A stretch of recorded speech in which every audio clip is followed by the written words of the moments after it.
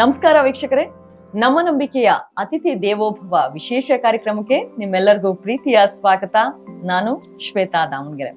ವೀಕ್ಷಕರೇ, ನಮ್ಮ ಈ ಒಂದು ಚಾನೆಲ್ ಅಲ್ಲಿ ಬಹಳಷ್ಟು ವಿಶೇಷವಾಗಿರುವಂತಹ ವಿಷಯಗಳನ್ನ ತಿಳಿಸ್ಕೊಡ್ತಾ ಹೋಗ್ತಾ ಇದ್ದಾರೆ ಮೇಡಮ್ ಡಾಕ್ಟರ್ ವಿ ಭರಣಿರಾಜು ಅವರು. ಇವತ್ತು ಕೂಡ ಅವರು ನಮ್ ಜೊತೆಗಿದ್ದಾರೆ. ಇವತ್ತಿನ ಎಪಿಸೋಡ್ ಅಲ್ಲಿ ಸಾಕಷ್ಟು ಜನರ ಪ್ರಶ್ನೆಗೆ ಉತ್ತರ ಸಿಗುತ್ತೆ ಅಂತ ಅನ್ಕೊಳ್ತೀನಿ. ಇವತ್ತು ಮಾತಾಡ್ತಾ ಇರುವಂತಹ ವಿಷಯ ಅಂದ್ರೆ ಆತ್ಮ ಮತ್ತು ಪ್ರೇತಾತ್ಮಗಳ ಕುರಿತಾಗಿ. ಎಷ್ಟೋ ಜನರು ಅನ್ಕೊಳ್ತಾರೆ, ನಮ್ಮ ಮನೆ ಮೇಲೆ ಯಾರೋ ಮಾಟ ಮಂತ್ರ ಮಾಡಿಸಿದ್ದಾರೆ, ನಮ್ಮ ಮೇಲೆ ಯಾರೋ ಮಾಟ ಮಂತ್ರ ಪ್ರಯೋಗ ಮಾಡಿದ್ದಾರೆ, ನನಗೆ ಕೆಲ್ಸದಲ್ಲಿ ಲಾಸ್ ಆಯ್ತು, ನನ್ ಮಗ ಚೆನ್ನಾಗಿ ಓದ್ತಾ ಇದ್ದ, ಈಗ ಓದ್ತಾ ಇಲ್ಲ, ನನ್ ಮಗಳಿಗೆ ಹೀಗಾಯ್ತು, ಮದ್ವೆ ಸೆಟ್ ಆಗಿತ್ತು, ಕ್ಯಾನ್ಸಲ್ ಆಗೋಯ್ತು, ಮನೆ ಯಾಕೋ ಇದ್ದಕ್ಕಿದ್ದಂಗೆ ಆರೋಗ್ಯ ಒಂದು ಸಮಸ್ಯೆಯಿಂದ ತುಂಬ ಹೋಗ್ಬಿಟ್ಟಿದೆ. ಎಲ್ಲಾ ಸಮಸ್ಯೆಗಳು ಕೂಡ ಬೇರೆಯವ್ರು ಮಾಡ್ಸಿರುವಂತಹ ಮಾಟ ಮಂತ್ರ ಕಾರಣನ ಅಥವಾ ನಮ್ಮ ಮನಸ್ಸಲ್ಲಿ ಇರುವಂತಹ ಮೂಢನಂಬಿಕೆ ಕಾರಣ? ಇದೆಲ್ಲದರ ಕುರಿತಾಗಿ ಇವತ್ತು ಮತ್ತೆ ತಿಳಿಸ್ಕೊಡ್ತಾರೆ. ನಮ್ ಜೊತೆಗಿದ್ದಾರೆ ರೇಖಿ ಗ್ರ್ಯಾಂಡ್ ಮಾಸ್ಟರ್ ಮತ್ತು ಮಾಸ್ಟರ್ ಹಿಪ್ನೋಟಿಸರ್ ಆಗಿರುವಂತಹ ಡಾಕ್ಟರ್ ವಿ ಭರಣಿರಾಜು ಅವರು. ಅವರ ಕಾರ್ಯಕ್ರಮಕ್ಕೆ ಮತ್ತೆ ಸ್ವಾಗತ ಮಾಡ್ತಾ ಇದ್ದೀನಿ. ಮೇಡಮ್ ನಮಸ್ತೆ, ಕಾರ್ಯಕ್ರಮಕ್ಕೆ ಸ್ವಾಗತ. ಮೇಡಮ್, ಇವತ್ತಿನ ವಿಷಯ ಈ ಆತ್ಮ ಮತ್ತೆ ಪ್ರೇತಾತ್ಮಗಳ ಕುರಿತಾಗಿ. ಸೊ ಮೊದಲನೇದಾಗಿ ನೀವೇನ್ ಹೇಳ್ತೀರಾ ಈ ವಿಷಯದ ಕುರಿತಾಗಿ? ಮೇಡಮ್, ಇಲ್ಲಿ ಆತ್ಮ ಮತ್ತು ಪ್ರೇತಾತ್ಮ ಅಂದ್ರೆ ನಾವು ಪ್ರೇತಾತ್ಮನ ಸಬ್ ಕಾನ್ಶಿಯಸ್ ಮೈಂಡ್ ಅಂತಾನೆ ಕರಿತೀವಿ. ಯಾಕಂದ್ರೆ ಆತ್ಮ ಅನ್ನೋದು ಮನುಷ್ಯ ಬದುಕಿದ್ದಾಗ ಮನುಷ್ಯನ ಜೊತೆ ಜೀವನ ಮಾಡುವಂಥದ್ದು. ಪ್ರೇತಾತ್ಮ ಅಂದ್ರೆ ಮನುಷ್ಯ ಸತ್ತ ಮೇಲೂ ದೇಹ ಇಲ್ಲದೆ ಜೀವನವನ್ನ ಮಾಡುವಂಥದ್ದು. ಇದನ್ನ ನಾವು ಪ್ರೇತಾತ್ಮ ಅಂತ ಕರಿತೀವಿ. ಆದ್ರೆ ನಾವು ಅದನ್ನ ಪ್ರೇತಾತ್ಮನಲ್ಲ, ನಾವು ಅದನ್ನ ಸಬ್ ಕಾನ್ಶಿಯಸ್ ಮೈಂಡ್ ಅಂತಾನೆ ನಾವು ಅದನ್ನ ಯೂಸ್ ಮಾಡ್ತೀವಿ. ಓಕೆ, ಇದಕ್ಕೆ ಇದೆ ಪ್ರೇತಾತ್ಮಕ್ಕೂ ಆತ್ಮಕ್ಕೂ ಇರುವಂತಹ ವ್ಯತ್ಯಾಸಗಳು. ಓಕೆ, ಇನ್ನು ಈ ಮನುಷ್ಯ ಸತ್ತ ನಂತರ ಈ ಪ್ರೇತಾತ್ಮಗಳು ಯಾಕೆ ಭೂಮಿ ಮೇಲೆ ಉಳಿಯುತ್ತೆ? ಅದು ನಿಜನಾ ಅಥವಾ ಇದು ನಮ್ಮ ಕಲ್ಪನೆನಾ ಅಥವಾ ನಮ್ಮ ಸೂಕ್ತ ಮನಸ್ಸಿನಲ್ಲಿ ಆ ರೀತಿ ಆಲೋಚನೆಗಳ ಮುಂದೆ ಈ ಒಂದು ಸಮಸ್ಯೆಗಳು ಒಳಗಾಗ್ತೀವ ಹೇಗೆ ಅಂತ? ಮೇಡಮ್, ಇವತ್ತು ಈಗ ಜಸ್ಟ್ ನಾವು ಈ ಎಪಿಸೋಡ್ ಅಲ್ಲಿ ನಾವು ಆತ್ಮ ಇದೆ ಅಂತ ನಂಬ್ತಾರದಲ್ವಲ್ಲ, ಇದು ಎಷ್ಟೋ ಯುಗಗಳಿಂದ ಎಷ್ಟೋ ವರ್ಷಗಳಿಂದ ಪ್ರೇತಾತ್ಮ ಇದೆ ಅಂತ ನಂಬೋರು 100ಕ್ಕೆ 10 ಜನ ಇಲ್ಲ ಅಂತ ವಿತಂಡವಾದ ಮಾಡಿದ್ರು 90 ಜನ ಇದೆ ಅಂತಾನೆ ವಾದ ಮಾಡ್ತಾರೆ. ಯಾಕಂದ್ರೆ ಇಲ್ಲಿ ಪ್ರೇತಾತ್ಮ ಅಂದ್ರೆ ನಮ್ಗೆ ಫಿಲಮ್ ಅಲ್ಲಿ ತೋರ್ಸೋ ತರ ಬಿಳಿ ಸೀರೆ ಉಟ್ಕೊಂಡು ಕೂದಲು ಬಿಟ್ಕೊಂಡು ಆ ತರ ಅಲ್ಲ. ಪ್ರೇತಾತ್ಮ ಅಂದ್ರೆ ಜಸ್ಟ್ ಒಂದು ಸಬ್ ಕಾನ್ಶಿಯಸ್ ಮೈಂಡ್ ಅಷ್ಟೇ. ಸಬ್ ಕಾನ್ಶಿಯಸ್ ಮೈಂಡ್ ಏನಂದ್ರೆ ಅದಕ್ಕೆ ದೇಹ ಇರೋದಿಲ್ಲ ಅಷ್ಟೇ. ಈಗ ಸತ್ತ ಮೇಲೆ ದೇಹ ಇಲ್ದೆ ವಾಸ ಮಾಡೋ ಜೀವಿ ಅಷ್ಟೇ ಪ್ರೇತಾತ್ಮ ಅಂತ ಕರೆಯೋದು. ಅದೇನೋ ದೊಡ್ಡದು ಯಾವ್ದೋ ಒಂದು ವಿಚಿತ್ರ ಅಲ್ಲ. ಈಗ ದೇಹ ಇತ್ತು, ನಾವು ಚೆನ್ನಾಗಿದ್ದೀವಿ, ನಾವು ಸತ್ವಿ, ನಮ್ ಸಬ್ ಕಾನ್ಶಿಯಸ್ ಅಂತ ಏನ್ ಮಾಡುತ್ತೆ, ದೇಹ ಇಲ್ಲೇ ಜೀವನವನ್ನ ಮಾಡುತ್ತೆ. ಅದ್ರಲ್ಲಿ ಕೆಲವು ಏನ್ ಮಾಡುತ್ತೆ, ಸತ್ತ ತಕ್ಷಣ ಮತ್ತೆ ಬೇರೆ ಜನ್ಮವನ್ನ ತಗೋಬೇಕಂತ ಗ್ರೇಟ್ ಕಾನ್ಶಿಯಸ್ಗೆ ಹೊಟ್ಟೋಗುತ್ತೆ. ಕೆಲವೇನ್ ಮಾಡುತ್ತೆ, ಹೋಗೋದಿಲ್ಲ.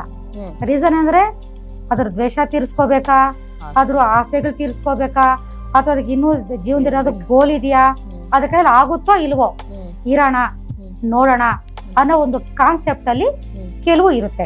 ಈಗಿನ ಜನರೇಷನ್ ನೋಡಿದ್ರೆ ನಿಜವಾಗ್ ಹೇಳ್ಬೇಕಂದ್ರೆ ಬದುಕಿರೋ ಆತ್ಮಗಳಿಗಿಂತ ಸತ್ತಿರುವಂತಹ ಪ್ರೇತಾತ್ಮಗಳೇ ಜಾಸ್ತಿ ಇದೆ. ಈಗ ಜನ ಕೇಳ್ಬೋದು, ನೀವು ವಿಚಿತ್ರವಾಗಿ ಕಮೆಂಟ್ಸ್ ಮಾಡ್ತಾರಲ್ವಾ, ಅದು ನಾನು ನಿಜವಾಗ್ಲೂ ಹೇಳ್ತಾ ಇದೀನಿ, ನಾನು ಯಾವ ಪ್ರೇತಾತ್ಮ ನಾನು ನೋಡಿಲ್ಲ. ಆದ್ರೆ ಈ 15 ವರ್ಷಗಳಿಂದ ನನ್ನ ಹತ್ರ ಬಂದಿರುವಂತ ಒಂದು ಪೇಷಂಟ್ ಅನ್ನ ಮಲಸಿ ನೋಡಿದಾಗ ಅವರು ಪೂರ್ವ ಜನ್ಮಕ್ಕೆ ಹೋದಾಗ ಪೂರ್ವ ಜನ್ಮ ಇದೆ ಅಂತ ನಾನು ಆಗ ನಂಬಿದ್ದೀನಿ.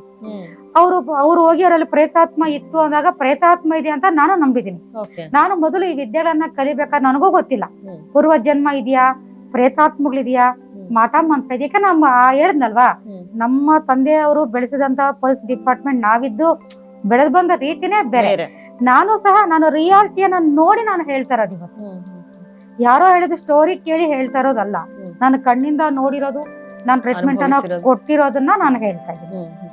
ಇನ್ನು ನೀವ್ ಹೇಳ್ತೀರಾ ಈ ಒಂದು ಪ್ರೇತಾತ್ಮಗಳು ಕೆಲವೊಂದು ಆಸೆಯನ್ನ ಈಡೇರಿಸ್ಕೊಳ್ಳೋದಕ್ಕೆ ಖಂಡಿತವಾಗ್ಲೂ ಭೂಮಿ ಮೇಲೆ ಇರೋದು ನಿಜ. ನೀವು ಟ್ರೀಟ್ಮೆಂಟ್ ಕೊಡುವಂತ ಸಂದರ್ಭದಲ್ಲಿ ನೋಡಿದೀರಾ ಅಂತ ಹೇಳಿ.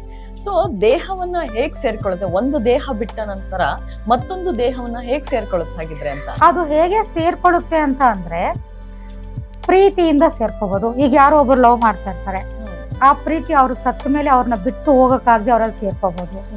ಇಲ್ಲ ತಂದೆ ತಾಯಿ ಮಕ್ಕಳಲ್ಲೇ ಸೇರ್ಕೋಬಹುದು. ಇಲ್ಲ ಅವ್ರ ಮೇಲೆ ದ್ವೇಷ ಇದ್ರೆ ಆ ಸೇಡು ತೀರ್ಸ್ಕೊಳಕ್ಕೆ ಅವ್ರ ಮನೇಲಿ ಸೇರ್ಕೋಬಹುದು. ಇಲ್ಲ ಅವ್ರ ಮನೆ ಹಾಳ್ ಮಾಡಕ್ಕೆ ಅಂತ ಸೇರ್ಕೋಬಹುದು.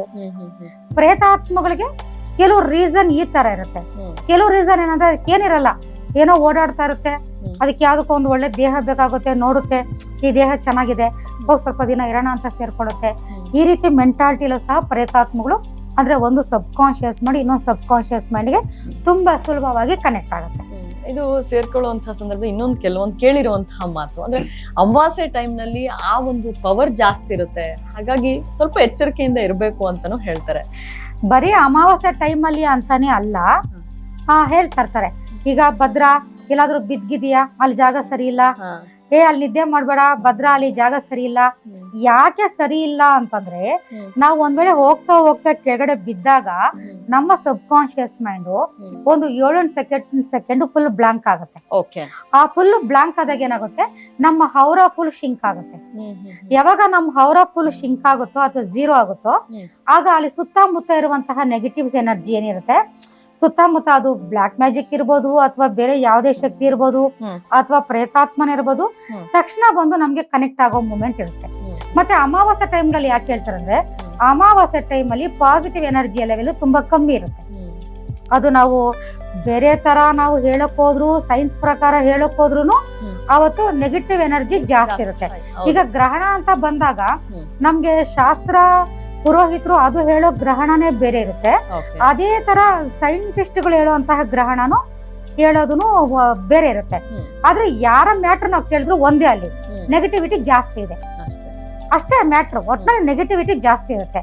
ಆ ನೆಗೆಟಿವಿಟಿ ಜಾಸ್ತಿ ಇದ್ದಾಗ ಏನಾಗುತ್ತೆ ಅಂದ್ರೆ ಪ್ರತಿಯೊಂದು ಮನುಷ್ಯನಲ್ಲೂ ಆ ನೆಗೆಟಿವ್ ವೈಬ್ರೇಷನ್ ಅನ್ನೋದು ಆ ಟೈಮಲ್ಲಿ ಜಾಸ್ತಿ ಆಗ್ತಾ ಇರುತ್ತೆ. ಯಾವಾಗ ನೆಗೆಟಿವ್ ವೈಬ್ರೇಷನ್ ಜಾಸ್ತಿ ಆಗಿ ಯಾವಾಗ ನಮ್ಮಲ್ಲಿ ಪಾಸಿಟಿವ್ ಕಮ್ಮಿ ಆಗುತ್ತೋ ಅವಾಗ ಬಂದು ಸೇರ್ಕೊಳ್ಳುವಂತ ಸಾಧ್ಯತೆಗಳು ಜಾಸ್ತಿ ಇರುತ್ತೆ. ಇತ್ತೀಚಿನ ದಿನಗಳಲ್ಲಿ ನೋಡಿ, ಪ್ರತಿ ಅಮಾವಾಸ್ಯೆ ಪ್ರತಿ ಹುಣ್ಣಿಮೆಗೂ ಜನ ದೇವಸ್ಥಾನಕ್ಕೆ ಹೋಗೋದು ಜಾಸ್ತಿ ಮಾಡಿದ್ದಾರೆ, ಪೂಜೆಗಳು ಮಾಡೋದು ಜಾಸ್ತಿ ಮಾಡಿದ್ದಾರೆ, ಎಲ್ಲವನ್ನ ಜಾಸ್ತಿ ಮಾಡ್ತಾ ಇದ್ದಾರೆ. ಯಾಕೆ ಅಂದ್ರೆ ಆ ನೆಗೆಟಿವಿಟಿಯನ್ನ ಕಮ್ಮಿ ಮಾಡ್ಕೊಂಡು ತಮ್ಮಲ್ಲಿ ಪಾಸಿಟಿವ್ ಎನರ್ಜಿಯನ್ನ ಜಾಸ್ತಿ ಮಾಡ್ಕೊಳ್ಳಿಕ್ಕೆ. ಇದೆಲ್ಲದ್ರ ಜೊತೆಗೆ ದೇವಸ್ಥಾನಕ್ಕೆ ಹೋಗ್ತಾರೆ, ಪೂಜೆ ಪುನಸ್ಕಾರಗಳು ಮಾಡ್ತಾರೆ, ಎಲ್ಲದೂ ಮಾಡ್ತಾರೆ. ಆದ್ರೆ ನೀವು ಸ್ಟಾರ್ಟಿಂಗ್ ಒಂದು ಮಾತು ಹೇಳಿದೆ, ನಮ್ಮ ಆತ್ಮ ಬಲದ ಮುಂದೆ ಯಾವ್ದೂ ಇಲ್ಲ ಅಂತ ಹೇಳಿ. ಹಾಗೇನೆ ನಮ್ಮ ಆರವನ್ನ ಕ್ಲೆನ್ಸ್ ಮಾಡಿ ಇಟ್ಕೊಳ್ಬೇಕು ಅಥವಾ ಕ್ಲೀನ್ ಆಗಿ ಇಟ್ಕೊಳ್ಬೇಕು, ಅದ್ರ ಶಕ್ತಿ ಜಾಸ್ತಿ ಮಾಡ್ಕೋಬೇಕು, ವೈಬ್ರೇಷನ್ಸ್ ಜಾಸ್ತಿ ಮಾಡ್ಬೇಕಂದ್ರೆ ಮನೆಯಲ್ಲೇ ಏನಾದ್ರು ನಾವು ಮಾಡ್ಕೊಳ್ಬಹುದು. ಅದಕ್ಕೆ ಪ್ರತಿನಿತ್ಯ ಮನೆಯಲ್ಲಿ ರೇಖೆಯನ್ನ ಮಾಡ್ಕೋಬೇಕು. ಪ್ರತಿನಿತ್ಯ ಮನೆಯಲ್ಲಿ ರೇಖೆಯನ್ನ ಮಾಡ್ಕೊಂಡಾಗ ನಮ್ಮಲ್ಲಿ ಹೌರ ಅನ್ನೋದು ಕ್ರಿಯೇಟ್ ಆಗ್ತಾನೆ ಇರುತ್ತೆ. ಯಾವತ್ತು ಹೌರ 0 ಆಗೋದಿಲ್ಲ. ಹೌರ ಅಂತಾರೆ, ಓರ ಅಂತಾರೆ ಅಥವಾ ಪ್ರಭಾವಳಿ ಅಂತಾರೆ. ಆ ಪ್ರಭಾವಳಿಯನ್ನ ನಾವು ಮೇಂಟೈನ್ ಮಾಡಿದಾಗ, ರೇಖೆಯಲ್ಲಿ ಹಿಪ್ನೋಟೈಸ್ ಅಲ್ಲಿ ನಾವು ಮೇಂಟೈನ್ ಮಾಡಿದಾಗ ಬೇಗ ಯಾವುದೇ ನೆಗೆಟಿವ್ ಎನರ್ಜಿ ಬಂದು ನಮ್ಮನ್ನ ಬೇಗ ತಲುಪೋದಿಲ್ಲ. ಓಕೆ, ಇನ್ನು ಮಾಟ ಮಂತ್ರ ವಿಷಯದ ಕುರಿತಾಗಿ ಜನರಲ್ಲಿ ಸಾಕಷ್ಟು ಒಂದು ನಂಬಿಕೆ ಅಂತಾರೋ ಅಥವಾ ಮೂಢ ನಂಬಿಕೆ ಅಂತಾರೋ, ಇಲ್ಲಿ ನಿಂಬೆಣ್ಣು ತುಳಿದ್ಬಿಟ್ಟೆ ಅಥವಾ ಅಲ್ಲೇನೋ ಹಾಕಿದ್ರು 3 ದಾರಿ ಸೇರೋದ್ರಲ್ಲಿ ಅಲ್ಲೇನೋ ಆಗ್ಬಿಡ್ತು ಹಿಂಗೆ ಅಂತಾರೆ. ಇದ್ರ ಬಗ್ಗೆ ಏನು ಹೇಳ್ತೀರಾ ಮೇಡಮ್? ಇದು ಇವತ್ತು ಹೊಸದಾಗ ನಾನ್ ಕುತ್ಕೊಂಡು ಹೇಳಕ್ ಏನಿಲ್ಲ. ಅಥರ್ವಣ ವೇದ ಅಂತ ವೇದಗಳ ಕಾಲದಿಂದಾನೇ ಇದೆ. ಇವತ್ತು ಅದೇ ಹೇಳದ್ನಲ್ಲ, ಆಗ್ಲೇ ಹೇಳದ್ನಲ್ಲ, ಇಲ್ಲ ಅಂತ ವಾದ ಮಾಡೋರು ಇರಬಹುದು. ಆದ್ರೆ ಇದೇ ಅಂತಾನೆ ನಮ್ಮ ಒಂದು ಭಾರತೀಯ ಸಂಸ್ಕೃತಿಯಲ್ಲಿ, ನಮ್ಮ ಒಂದು ಸನಾತನ ಧರ್ಮದಲ್ಲಿ ದೇವರು ಇದೆ, ದೆವ್ವನೂ ಇದೆ, ಒಳ್ಳೆ ಶಕ್ತಿನೂ ಇದೆ, ಮಾಟ ಮಂತ್ರನ ಶಕ್ತಿನೂ ಇದೆ. ಎಲ್ಲಾ ಶಕ್ತಿಗಳ ಸಮ್ಮಿಲನ ನಮ್ಮ ದೇಶ. ಇದ್ರಲ್ಲಿ ಯಾವ್ದು ನಮ್ಮ ದೇಶ ಅಂತಾನೆ. ಈಗ ಬೇರೆ ಈಗ ಫಾರಿನರ್ಸ್ ಅಲ್ಲಿ ಪ್ರೇತಾತ್ಮಗಳಿಲ್ವಾ? ಅವ್ರ ಹತ್ರ ಇಲ್ಲ ಅಂತ ಹೇಳಿದಾರ? ಅಥವಾ ಬೇರೆ ಕಡೆ ಬ್ಲಾಕ್ ಮ್ಯಾಜಿಕ್ ಇವಾಗ ಚೀನಾ, ಜಪಾನ್ ನಂಬರ್ 1 ಅಲ್ವಾ ಇಂಥದಕ್ಕೆಲ್ಲ? ನಮ್ಮ ದೇಶ ಅಂತ ಇಲ್ಲ. ಅಂತದ್ದು ಆ ದೇಶಗಳೇ, ಪಾಶ್ಚಿಮಾತ್ಯ ದೇಶಗಳೇ ಹಂಗಿದ್ರೆ, ಸನಾತನ ಧರ್ಮ ಹುಟ್ಟಿ ಬೆಳೆದಿರುವಂತ ನಮ್ಮ ದೇಶದಲ್ಲಿ ಎಲ್ಲವೂ ಇದೆ. ಅಥರ್ವಣ ವೇದ ಅಂತ ಅದೊಂದು ಸಬ್ಜೆಕ್ಟೇ ಇದೆ. ಇವಾಗ ನಮ್ಗೆ ಹೆಂಗೆ ಓದೋದಲ್ಲಿ ಈಗ ಸೈನ್ಸು, ಮ್ಯಾಥ್ಸ್ ಅಂತ ಹೆಂಗ್ ಸಬ್ಜೆಕ್ಟ್ ಇದೆಯೋ ಅದೇ ತರ ಒಂದು ಸಬ್ಜೆಕ್ಟೇ ಇದೆ. ಮಾಟ ಮಂತ್ರ 100ಗೆ 100% ಇದೆ. ಈಗ ನೀವು ಹೇಳಿದ್ರೆ ಸ್ಟಾರ್ಟಿಂಗ್ ಅಲ್ಲಿ ಈ ನಿಂಬೆಹಣ್ಣು, ಈ ಮಂತ್ರಿಸ್ಕೊಡೋದು ಅದೆಲ್ಲದಕ್ಕಿಂತ ಈ ರೇಖೆಯನ್ನ ಕಲ್ತ್ರೆ ಬಹಳಷ್ಟು ಉಪಯುಕ್ತ ಅಂತ ಹೇಳಿ ನಾವು ಸಾಮಾನ್ಯವಾಗಿ ಮನೆಯಲ್ಲಿ ಚಿಕ್ಕಂದಿಂದ ನೋಡ್ಕೊಂಡ್ ಬಂದಿರೋದು. ಈ ಅಮಾವಾಸ್ಯೆ ಆಗಿರ್ಬೋದು ಅಥವಾ ಹೊರಗಡೆ ಎಲ್ಲಾದ್ರೂ ಹೋಗ್ ಬಂದ್ರೆ, ಈ ಮದ್ವೆ ಸಮಾರಂಭಗಳಲ್ಲಿ ಅಥವಾ ಏನಾದ್ರೂ ಫಂಕ್ಷನ್ ಮಾಡಿದ್ರೆ ನಿಂಬೆಹಣ್ಣು ನಿವಾಳಿಸಿ ಮನೆಯಿಂದ ಹೊರಗಡೆ ಹಾಕ್ತಾರೆ. ಇದು ಎಷ್ಟರ ಮಟ್ಟಿಗೆ ನೆಗೆಟಿವ್ ಎನರ್ಜಿಯನ್ನ ತೆಗೆದು ಹಾಕುತ್ತೆ? ಯಾಕೆ ಅಂದ್ರೆ ನಿಂಬೆ ಹಣ್ಣಲ್ಲಿ ಒಳ್ಳೇದನ್ನ ಹೀರ್ಕೊಳ್ಳೋ ಪವರು ಇದೆ, ಕೆಟ್ಟದನ್ನ ಹೀರ್ಕೊಳ್ಳೋ ಪವರು ನಿಂಬೆ ಹಣ್ಣಿಗಿದೆ. ಈಗ ನಿಂಬೆ ಹಣ್ಣು ಪಾಸಿಟಿವ್ ವರ್ಕ್ ಆಗುತ್ತೆ, ನೆಗೆಟಿವ್ ಸಹ ನಿಂಬೆ ಹಣ್ಣು ವರ್ಕ್ ಆಗುತ್ತೆ. ಅದೇ ತರ ಕುಂಬಳಕಾಯಿನ ಇಳೆ ತೆಗೆದು ನಾವು ಇದ್ ಮಾಡೋದು, ಮೇನ್ ಸಾಲ್ಟ್ ಅನ್ನ ಇಳೆ ತೆಗೆದು ನಾವು ಆಚೆ ಬಿಸಾಕೋದು, ಇದೆಲ್ಲ ಮಾಡಿದಾಗ ನೆಗೆಟಿವ್ ಪವರ್ ಅನ್ನ ಹೀರ್ಕೊಳ್ಳುವಂತಹ ಒಂದು ಪಾಸಿಟಿವ್ ಪವರು ಆ ಒಂದು ವಸ್ತುಗಳಿಗೆ ಇದೆ.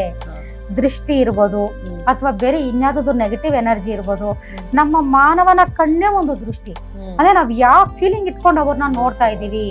ನಮ್ಮ ದೃಷ್ಟಿಗೆ ತುಂಬಾ ಪವರ್ ಇದೆ. ಕಣ್ಣಿನ ದೃಷ್ಟಿಗೆ ಬಾರಿನೇ ಪವರ್ ಇದೆ. ನಾವ್ ಅವ್ರನ್ನ ಯಾವ ವಿಧಾನದಲ್ಲಿ ನಾವು ಅವ್ರನ್ನ ನೋಡ್ತಾ ಇದೀವಿ ಅದ್ರ ಮೇಲೆ ಆ ನೆಗೆಟಿವಿಟಿ ಅನ್ನೋದು ನಮ್ಗೆ ಕನೆಕ್ಟ್ ಆಗ್ತಾ ಇರುತ್ತೆ.